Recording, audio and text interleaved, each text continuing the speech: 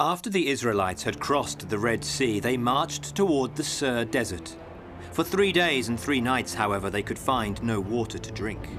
Eventually, when they reached Marah, they found water, but it was bitter and unfit for drinking.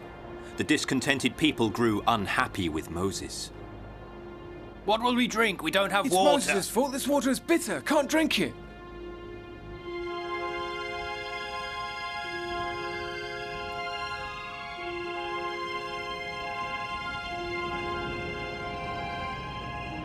Lord, give me a sign, just a sign. We don't have any water left. Moses, Moses, I am your Lord. With me by your side, you've nothing to fear. My people will stone me if I don't find water to quench their thirst, my lord. Now I will tell you what you have to do. I will obey you, my lord, my God. Now I'll give you a staff that you'll have to thrust into a rock and water, which will turn to fresh water. I'm your servant, my lord. Moses went back to the Hebrews with the staff God had given him to make fresh water.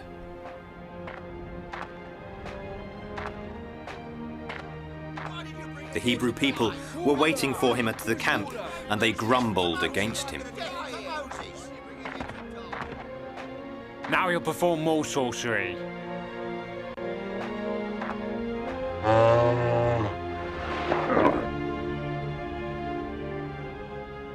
But Moses trusted God's words, so he passed among them and went towards a mountain.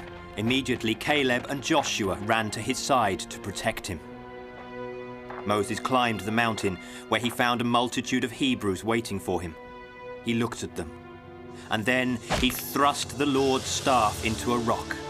Immediately, a spring of fresh water poured out of the cleft. At first, the astonished Hebrews could not believe it. They had water to drink, finally. The rush of water became a brook, and then a lake, where everybody, adults and children alike, could refresh themselves and drink. And so could the animals and birds.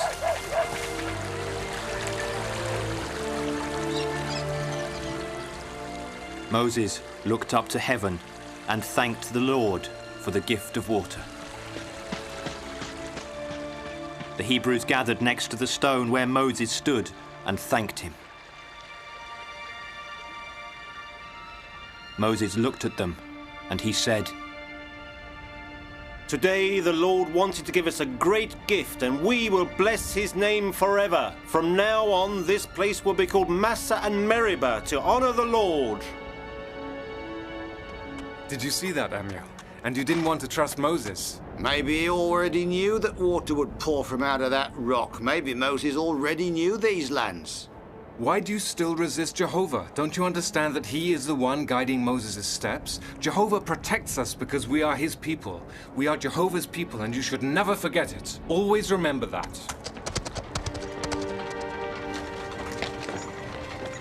The people are tired. The supplies are almost depleted. We'll make it. We'll make it. You'll see. Up.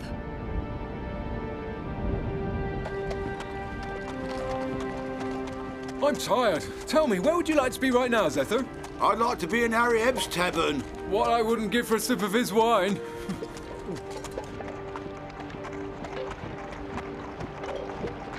How many days till we reach the promised land? We still don't know, but if we resign ourselves to the Lord, he'll guide our footsteps. If we don't, we'll be lost in the wilderness. We must have faith.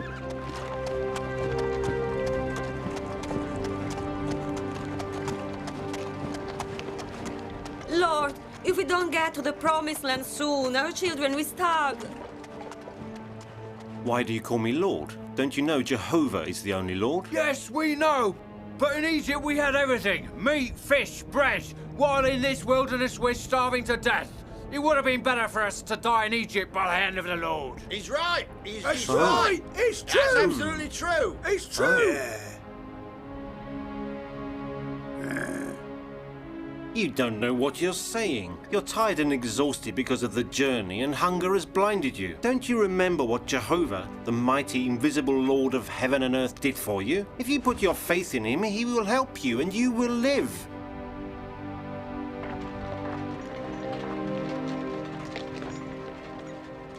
After their departure from Mara, Moses and the Hebrews' caravan arrived at the desert of Sim and camped there.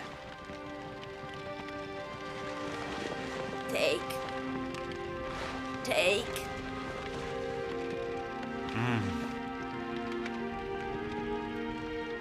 We've nothing left for tomorrow. Our fate lies in the hands of God. Let's go to sleep now. And the Hebrews fell asleep. But during the night, somebody looked after their needs.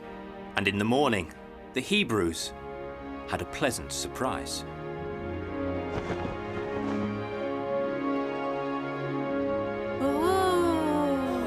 What happened?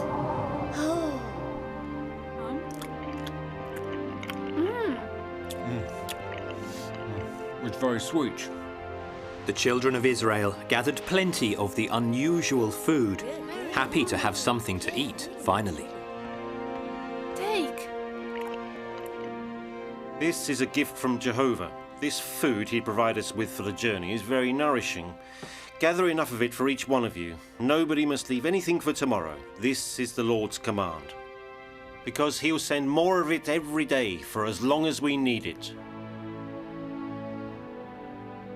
The entire community of Israelites left the desert again according to the orders of the Lord.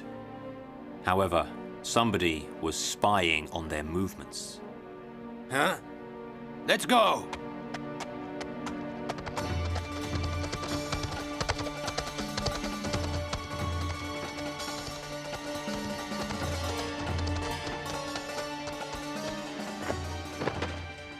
From which nation do they come? We don't know, but there are thousands and thousands. There are so many. They came from the desert. But behind the desert, there are only the Pharaoh's people.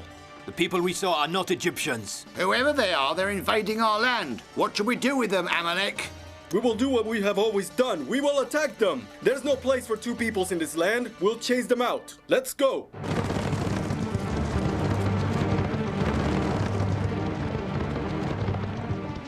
Caleb, look at those fires. Let's go and have a look.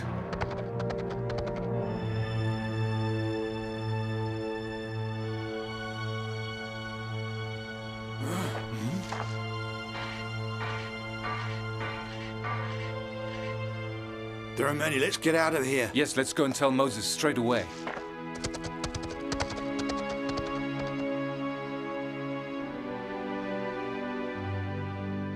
We captured them at dawn. They are explorers working for Amalek. Their army is close by. And where are they at this moment? In the valley. They're already advancing against us. How many are there, Joshua? Many thousands. And they have good weapons. It doesn't matter because Jehovah will fight with us. Choose from among the Israelis the best men you want to take with you. Tomorrow we'll give battle to Amalek. I'll stand on that hill with the staff of Jehovah in my hand. And you elders, take shelter. Attack!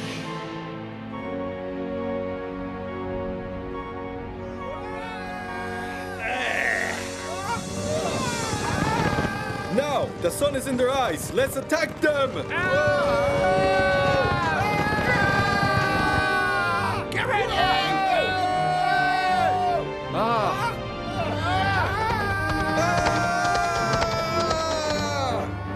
Moses stood with Aaron and Ker and watched the battle from a tall rock.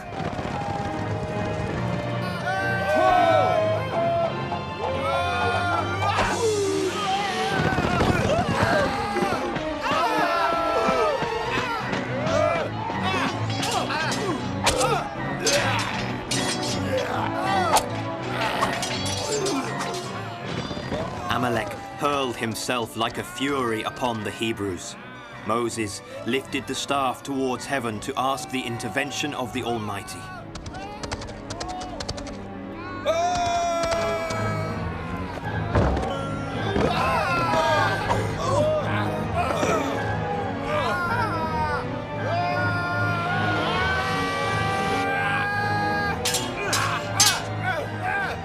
Moses' arms were tired, and he could now barely lift the staff. The Hebrews were not equipped to fight such a battle and looked doomed. It was as if the staff had turned to stone, and Moses lowered his arms.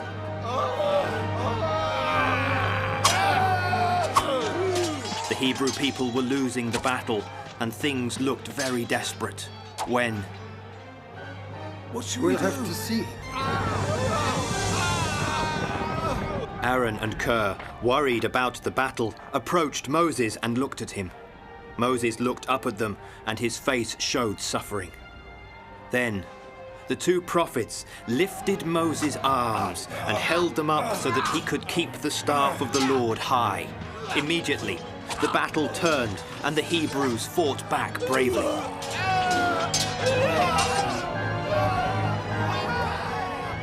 But Moses' exhaustion increased ever more. Aaron thought he should sit on a stone.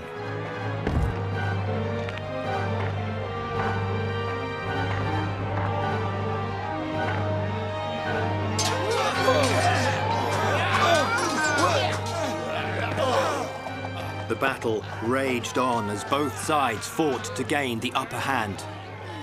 Eventually, however, Amalek was felled.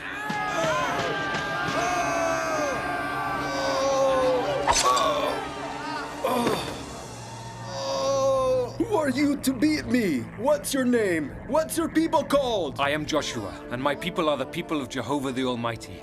Today he fought for us and for all Hebrews. He is our guide.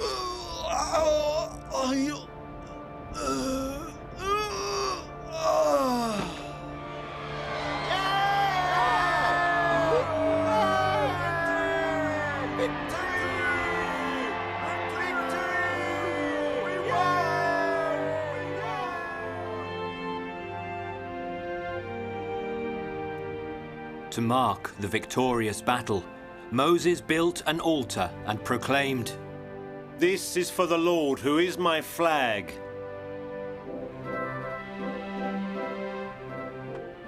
Jethro, Moses' father-in-law, heard what God had done to help Moses and the Hebrew people, and he thought he would set out to join him. Why do you want me to know my father? Is it really necessary, Mother? He's your father, and it's good for you to know him. Mother, is he rich? Does he have a lot of livestock? The journey Jethro had set out on was a long one. Along with him, he took Moses' wife and his 2 sons, who were grown up by now. Their names were Gershom and Eleazar, and they had not seen their father Moses for a long time.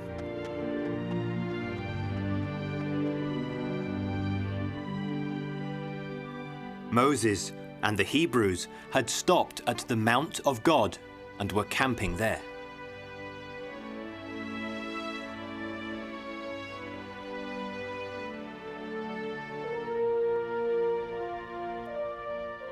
Talk. Moses, his goat didn't see my pit and fell into it and died. You should have covered the hole you were digging. Because the goat was not one of yours, you have to make it up to this man by giving him one of your goats in exchange. I'm listening. Moses, your father-in-law and your wife are here. Hey! Moses! Look, I took with me your wife and your children. Moses, my lord.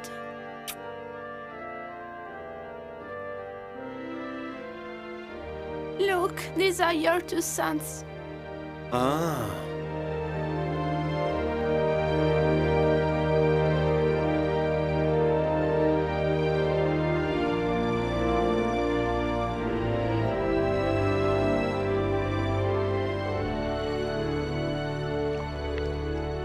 This woman trusted me with her silverware, but when I went to the well to get some water, someone went into my tent and stole them. Woman, do you think she's telling the truth? No. You won't have to pay because you're not responsible for what happened, but you will come close to God to swear that you told the truth.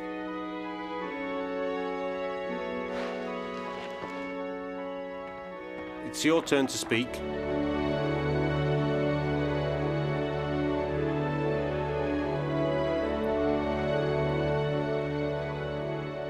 Moses continued like this all day long, until late in the evening in his judge's role, trying to smooth out petty disputes amongst the Hebrew people.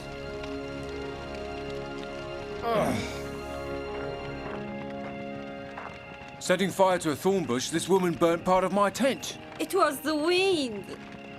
You, woman, will repay this man by helping him to mend his tent.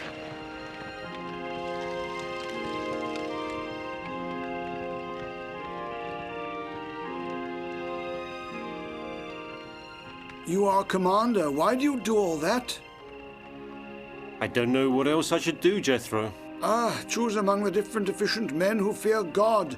They will judge in every small matter. When it's an important issue, they will submit it to you, so you'd be free. You're right, I'll do so. If the men are righteous and afraid of God, Jehovah will speak through their mouths. This is for you. And what are you going to do now? I will go back to my flock. I'm destined to be in silence and together with my flock. Each of us must walk on the path which the Lord our God has chosen for him. It's God's will. Now I know what I've always been looking for. Let me tell you, Moses, when I return among my flocks in the land of Midian, I will worship your God too. The God of Abraham, Isaac, and Jacob, the omnipotent Almighty, our Lord.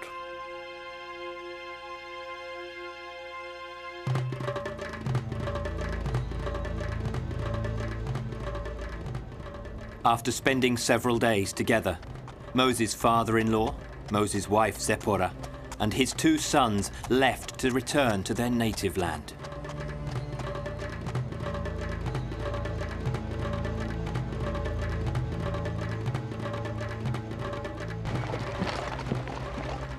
While Moses and the children of Israel continued their long trek to the Promised Land.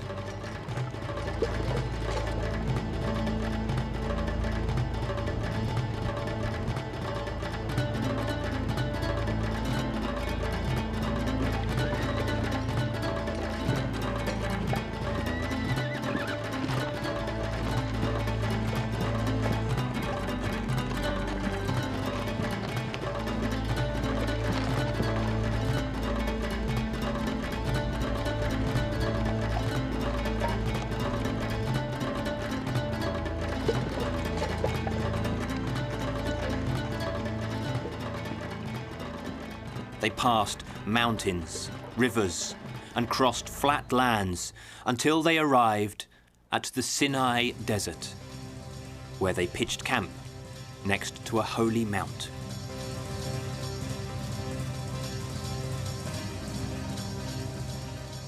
Moses started to climb the holy mount to reach its peak because he wanted to speak with God and he wanted to be alone while speaking with him.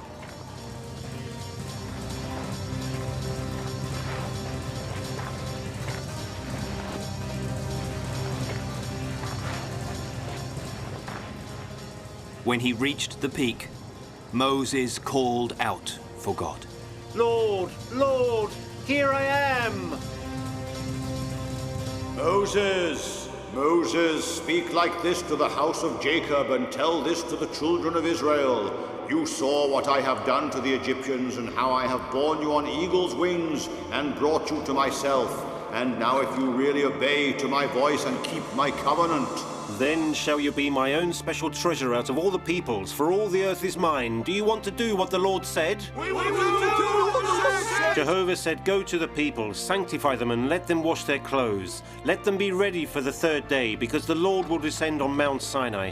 Do not climb this mount or touch its flanks. Whoever does so will be put to death. I'll come in a cloud. 3 days went by, and in the morning, speak to us, Lord. Here I am. Your servant is listening to you.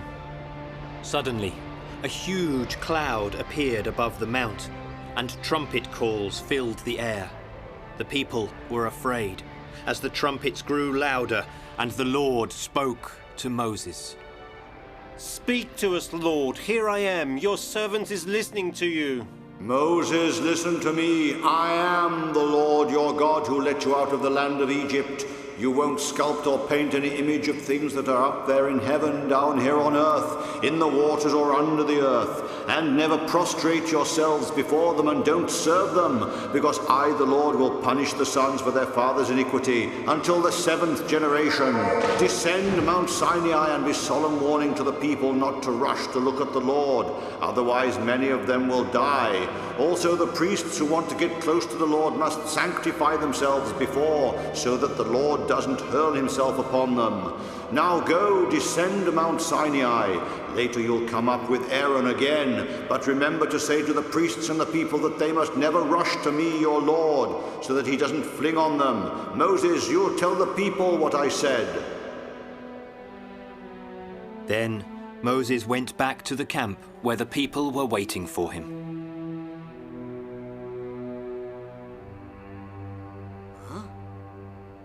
When he appeared through the fog, his mood was clear. He was troubled because the Lord wanted him to communicate a covenant to the people. Look! Oh, he's changed. Oh, look at him. Oh, he's all shiny. I want to write down everything the Lord told me, and then we'll go to the mountain together.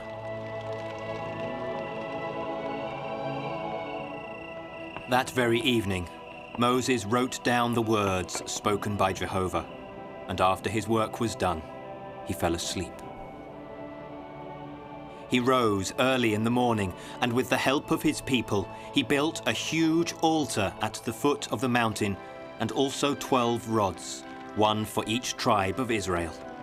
Then he offered to the Lord all the sacrifices that the people had made. And he spoke the words of the Lord to the people gathered around him. Those are the words that the Lord told me to tell you when I was on Mount Sinai, and that I wrote on this scroll for you. We will do what Jehovah commands, and we will respect him, this scroll, and Jehovah's words that it contains. All the Hebrews shall respect it forever, in the name of the Lord of Abraham, Isaac, and Jacob. Then he took the blood of the sacrifices. This is the blood of the covenant that Jehovah made with you, and you must all swear with one voice. We'll do all that Jehovah commanded. Blessed be his holy name.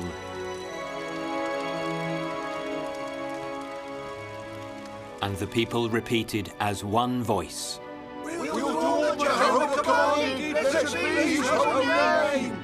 We'll do all that Jehovah commanded. Blessed be his holy name.